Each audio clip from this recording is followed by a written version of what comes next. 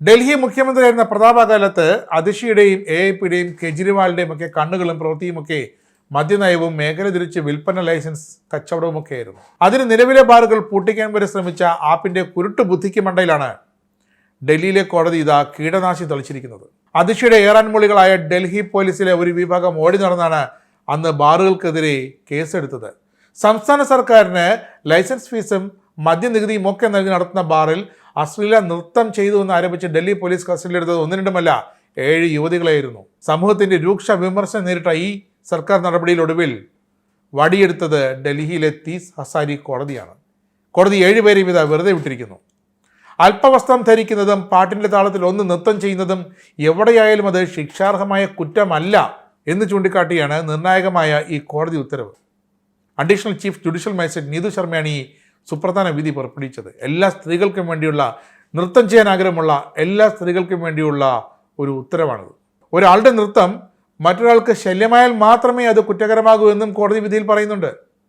2024 March 3 രാത്രി 12:30 രാജ്ഗുരു റോഡിലെ ഒരു ബാറിൽ, അതായത് ഇംപീരിയ തിയേറ്ററിനെതിരെയുള്ള ബാറിൽ യുവതികൾ അശ്ലീല നൃത്തം ചവിട്ടി എന്നത് കണ്ടു എന്നാണ് അതുവഴി പട്രോളിങ്ങിന് വന്ന SI രജിസ്റ്റർ ചെയ്ത കേസിലുള്ളത്.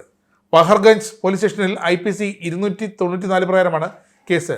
പൊതുസ്ഥലത്ത് ശല്യമുണ്ടാക്കുകയും അശ്ലീലമായി പെരുമാറുകയും ചെയ്തു, അത് കുറ്റകൃത്യമാണെന്ന് വ്യക്തമാക്കുന്നതാണ് ചട്ടം. 3 മാസം വരെ തടവ് കിട്ടാം.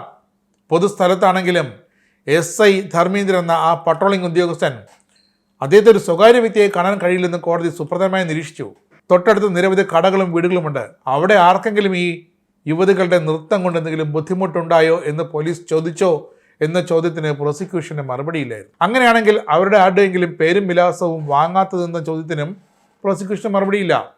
ഇതൊന്നുമില്ലാതെ ചുമത്തിയ കേസായതിനാൽ ഇത് ദുരുദ്ദേശത്തോടെ പോലീസ് SI തന്നെ ചമച്ചുണ്ടാക്കിയ കേസാണെന്ന് കോടതിക്ക് ബോധ്യമായെന്നാണ് തീസ് ഹസാരി കോടതി പറഞ്ഞത്. അതുകൊണ്ട് തന്നെയാണ് 7 യുവതികളെയും കോടതി വെറുതെ വിട്ടതും. അതുകൊണ്ട് ഒരു കാര്യം വ്യക്തമാണ്, ഈ രാജ്യത്ത് നൃത്തം ചവിട്ടുന്നതും അല്പവസ്ത്രം ഉപയോഗിച്ച് അകത്തെ അടഞ്ഞുകിടക്കുന്ന ഹാളുകളിൽ നൃത്തം ചെയ്യുന്നതുമെന്നും അതൊരു മറ്റുള്ളവർക്ക് ശല്യമാകത്തിടത്തോളം കാലം ഒരു കുറ്റമില്ലെന്ന് ഇതാ ഡൽഹി കോടതി സുപ്രധാനമായൊരു വിധിന്യായം പുറപ്പെടുവിച്ചിരിക്കുന്നു. ആം ആദ്മിക്കും അതിഷിക്കും ഇനി ഒരിക്കലും അവർ അധികാരത്തിലേക്ക് തിരിച്ചെത്തില്ലെങ്കിലും ചെയ്തുപോയ കാര്യങ്ങളിൽ വേണമെങ്കിലൊന്ന് പശ്ചാത്തപിക്കാം.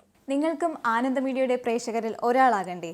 യൂറോപ്പിലും US-ലും ആഫ്രിക്കയിലും അടക്കം പ്രവാസികൾ ഉള്ളയിടങ്ങളിലൊക്കെ ജനപ്രിയ ചാനലുമായി ആനന്ദ് മീഡിയ ഒപ്പമുണ്ട്. ഏഷ്യാനെറ്റ് ഫ്ലവേഴ്സ് അടക്കം നിങ്ങളുടെ വിരൽത്തുമ്പിലെത്തും. ആദ്യം റോക്കു ബോക്സ് സ്വന്തമാക്കുക. അതിൽ നിന്നും ആനന്ദ് മീഡിയ ആപ്ലിക്കേഷൻ ഡൗൺലോഡ് ചെയ്യുക, ഇൻസ്റ്റാൾ ചെയ്യുക. എന്നിട്ട് 02085866511 എന്ന നമ്പറിൽ ഞങ്ങളുടെ കസ്റ്റമർ കെയറിൽ ബന്ധപ്പെടുക. അല്ലെങ്കിൽ +91 735 660 3747 എന്ന നമ്പറിൽ വാട്സപ്പ് ചെയ്യുക. ആനന്ദ് മീഡിയയുടെ സേവനങ്ങൾ സ്വന്തമാക്കുക. മറ്റു ചാനലുകൾക്കൊപ്പം ആനന്ദ് TVയും എൻജോയ് ചെയ്യുക.